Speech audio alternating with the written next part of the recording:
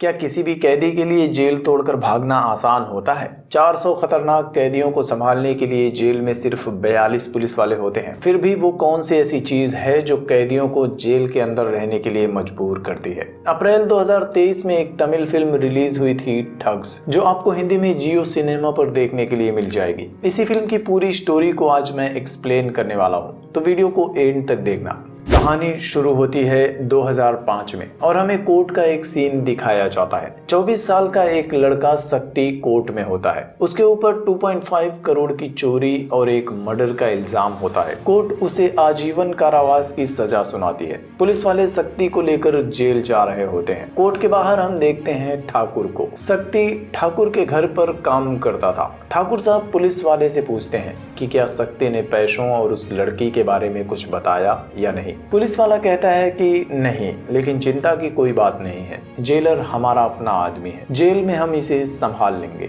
आगे शक्ति को सेंट्रल जेल लेकर जाते हैं। जेलर के ऑफिस में जेलर उसे टॉर्चर करना शुरू कर देता है और ठाकुर साहब के पैसों की इंफॉर्मेशन देने के लिए कहता है। तभी कुछ कांस्टेबल आते हैं और जेलर उनके साथ जेल के अंदर राउंड के लिए निकल जाता है। इधर ऑफिस में शक्ति हवलदार को अपनी डिटेल्स दे रहा होता है। उधर राउंड्स के दौरान जेलर एक बैरक में जाता है जहां बंद कैदी जेलर पर अटैक कर देते हैं और मौका पाकर जेल से भागने लगते हैं। बाहर बहुत तेज बारिश हो रही होती है। पुलिस वाले उन कैदियों को रोकने की कोशिश करते हैं। तभी शक्ति भी बीच में आ जाता है और उन कैदियों से फाइट करता है। जेल से भागने का उनका प्लान चौपट कर देता है। फाइट के दौरान शक्ति को उन कैदियों का एक बड़ा चाकू मिलता है। शक्ति उस चाकू को अपने पास छिपा लेता है। ऑफिस में लाकर जेलर उन कैदियों को टॉर्चर करना शुरू कर देता है। शक्ति एक हवलदार से पूछता है कि क्या इन लोगों को इतना टॉर्चर करना जरूरी है। हवलदार उसे बताता है कि जेल के अंदर 200 से भी ज्यादा कैदी हैं, जबकि सिर्फ 42 पुलिस वाले ही हैं। ऐसे में कैदियों के दिल में जेलर का डर होना जरूरी है, नहीं तो कुछ भी हो सकता है। उन कैदियों की पिटाई करने के बाद जेलर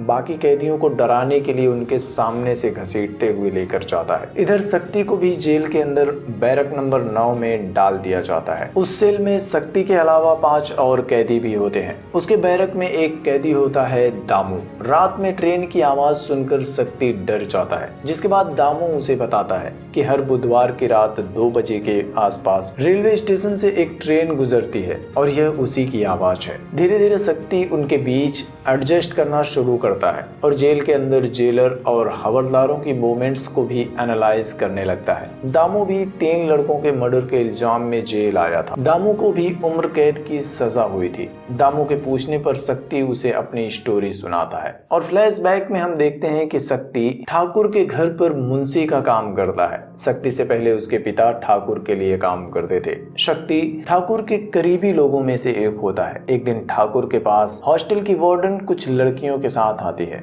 उनमें से एक लड़की होती है कुसुम, जिसे देखते ही शक्ति को उससे प्यार हो जाता है। उस दिन के बाद से ही शक्ति उसका पीछा करने लगता है। एक दिन कुसुम की दोस्त शक्ति को बताती है कि कुसुम असल में एक गूंगी लड़की है। उसकी सच्चाई जानने के बाद भी शक्ति उससे प्यार करता है। कुसुम भी उससे प्यार करने लगती है। तब कुसुम और शक्ति की लाइफ में एंट्री होती है बंटी की। बंटी ठाकुर के खास आदमी रघु पांडे का बेटा है। वो कुसुम को हमेशा परेशान करता रहता है, उसके साथ छेड़खानी करता है। शक्ति उसे रोकने की कोशिश करता है, लेकिन बंटी नहीं मानता और ऐसे ही एक रात बंटी हॉस्टल आकर कुसुम को परेशान कर रहा होता है। तब हॉस्टल की वार्डन पुलिस को बुला देती है। पुलिस बंटी को अरेस्ट कर लेती है और अगले दिन पुलिस से छूटने के बाद गुस्से में बंटी कुसुम पर एक बॉटल फेंक देता है। कुसुम को चोट लग जाती है। शक्ति उसे मारने के लिए दौड़ाना शुरू कर देता है और लड़ाई के बीच में बंटी एक गाड़ी से टकरा जाता है, जिससे कि बंटी की मौत हो जाती है। बंटी की मौत से परेशान शक्ति ठाकुर के ड्राइवर जॉन को कॉल करता है। जॉन भी ठाकुर से अपने पिता की मौत का बदला लेना चाहता था, इसलिए जॉन शक्ति के हेल्प करने के लिए तैयार हो जाता है। वो दोनों ठाकुर के ऑफिस में जाते हैं। उसकी तिजोरी से लगभग 2.5 करोड़ रुपए चोरी करते हैं। साथ ही वो पेपर्स भी चुरा लेते हैं जो लोगों ने गिरवी रखकर ठाकुर से लोन लिया था। जॉन उसे कोची में कुट्टी नाम के एक आदमी के पास जाने के लिए कहता है और बताता है कि कुट्टी भी तुम्हें मेरी तरह ही श्रीलंका और फिर वहां से ऑस्ट्रेलिया पहुंचा देगा। कुसुम के साथ शक्ति कोची जाकर कुट्टी से मिलता है। कुट्टी उन्हें ऑस्ट्रेलिया भेजने की तैयारी शुरू कर देता है और तब तक के लिए उन दोनों को छुप कर रहने के लिए कहता है। इधर ठाकुर के कहने पर पुलिस फोर्स उन लोगों को ढूंढना शुरू कर देती है और एक दिन शक्ति उनकी नजर में आ जाता है और वो लोग शक्ति को पकड़ लेते हैं। कहानी प्रेजेंट में आ जाती है। कुसुम अब भी कुट्टी के पास होती है। इधर जेल में दामू की पत्नी बेटी के साथ उससे मिलने के लिए आती है और दामू से कहती है कि बाहर लोग मुझे गंदी नजरों से देखते हैं और मुझे परेशान करते हैं। दामू की पत्नी के चले जाने के बाद शक्ति उसके पास आता है और उसे कहता है कि जेल के अंदर और बाहर बहुत सारे ऐसे लोग हैं जिनकी गंदी नजर आपकी पत्नी और बेटी पर है। तो क्या अपनी पत्नी और बेटी को बचाने के लिए क्या आप मेरे साथ जेल से भागना चाहोगे? दामू उससे प्लान के बारे में पूछता है, जिस पर शक्ति कहता है कि प्लान शुरू करने से पहले हमें अपने सेल में मौजूद एक्स्ट्रा और बिना काम के आदमियों को बाहर निकालना होगा। अगले दिन शक्ति अपने बैरक के अंदर 2 कैदियों से जबरदस्ती झगड़ा शुरू कर देता है, जिसके बाद जेलर उन दोनों कैदियों को अलग सेल में शिफ्ट कर देता है। किचन में शक्ति दामू से कहता है कि प्लान के लिए हमें अभी और लोग चाहिए, जिसके बाद दोनों मिलकर अपने प्लान के लिए ऐसी कैदियों की तलाश शुरू कर देते हैं जिनके जेल से बाहर जाने की उम्मीद ही ना हो।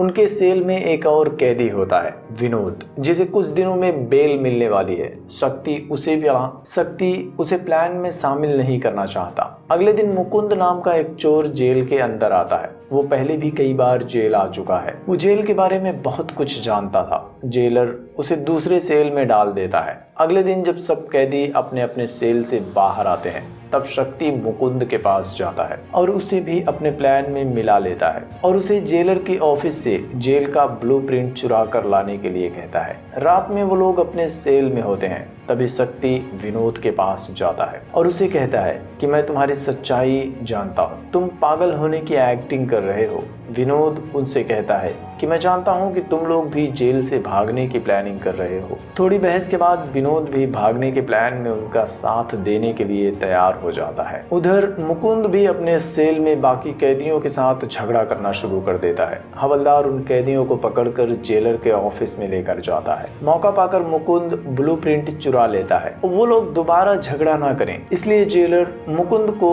सेल नंबर 9 में डाल देता है। रात में शक्ति उन सबको अपना प्लान बताता है। सेल के अंदर वॉशरूम में पानी का एक बड़ा बर्तन रखा होता है। ब्लूप्रिंट के हिसाब से शक्ति उस बर्तन को हटाकर वहां खुदाई करना शुरू कर देता है। वो लोग मिलकर रात में खुदाई करते हैं और दिन में बर्तन उसी के ऊपर रखकर गड्ढे को छुपा देते हैं। कुछ दिनों के बाद जेल में 2 और कैदी आते हैं, राजेश और राकेश। दोनों भाई होते हैं। शक्ति उन दोनों को भी अपने प्लान में शामिल कर लेता है। रात में वो लोग खुदाई करने वाले होते हैं, तभी जेलर और हवलदार उनके सेल में आ जाते हैं। वॉशरूम के अंदर चेक करने लगते हैं, तभी उन्हें गांजा की एक पुड़िया मिल जाती है, जिसके बाद हवलदार दामू को पकड़ लेते हैं और रातों रात उसे वहां से बड़ी जेल में शिफ्ट कर दिया जाता है। अगले दिन ठाकुर और उसके आदमी जेल में शक्ति से मिलने के लिए आते हैं। जेलर के सामने ही वो शक्ति को टॉर्चर करने लगते हैं और पैसों और पेपर्स के बारे में पूछते हैं। शक्ति उनसे कहता है कि मुझे उनके बारे में कुछ भी नहीं पता,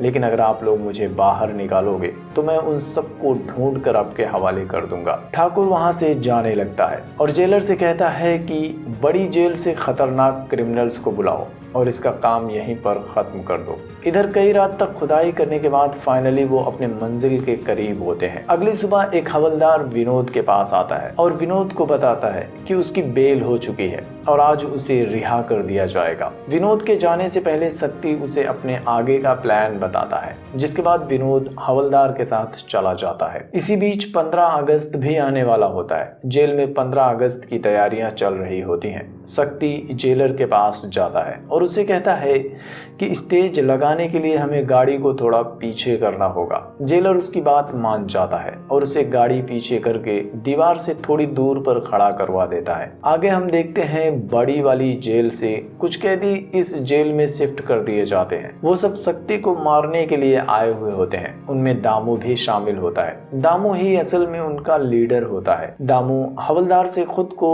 सेल नंबर 9 और बाकी कैदियों को दूसरे सेल में बंद करने के लिए कहता है। आज की रात ही वो रात होती है जब सब लोग सुरंग के रास्ते से भागने वाले होते हैं। शक्ति उन सब से कहता है कि आज रात 2 बजे ट्रेन गुजरने के बाद हमारे पास सिर्फ 10 मिनट होंगे यहाँ से निकलने के लिए, और यही हमारे पास आखिरी मौका भी होगा। फेल हुए तो कभी नहीं निकल पाएंगे। रात के 2 बजे वो सब सुरंग के रास्ते निकल रहे होते हैं। शक्ति सबसे पीछे होता है। सुरंग से होते हुए वो लोग ग्राउंड में निकलते हैं, गाड़ी के ऊपर चढ़ते हैं, वहां से दीवार पर चढ़कर वो दूसरी तरफ निकल जाते हैं। इसी बीच शक्ति के निकलने से पहले पुलिस वालों को पता चल जाता है, लेकिन लास्ट मोमेंट पर शक्ति भी दीवार को पार कर जाता है। पुलिस वाले उन लोगों का पीछा करने लगते हैं। शहर में काफी दूर तक दौड़ाने के बाद शक्ति एक पुल पर पहुंचता है और नदी में कूद जाता है। पुलिस वालों को लगता है कि अब शक्ति का बचना मुश्किल है, लेकिन तब हम देखते हैं कि विनोद जो कुट्टी के साथ मिलकर एक बोट लेकर वहां पहुंच जाता है। शक्ति और उसके साथियों को बचा लेता है। आगे हम देखते हैं शक्ति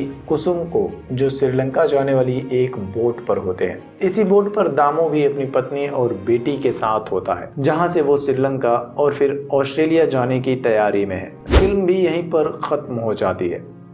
उम्मीद है कि आपको यह एक्सप्लेनेशन अच्छा लगा होगा, तो वीडियो को लाइक करना, शेयर करना, और साउथ की और भी मूवीज एक्सप्लेनेशन वीडियो को देखने के लिए चैनल को सब्सक्राइब करके बेल आइकन को भी प्रेस कर लेना, जिससे कि आपसे मेरी कोई भी नई वीडियो मिस ना हो सके।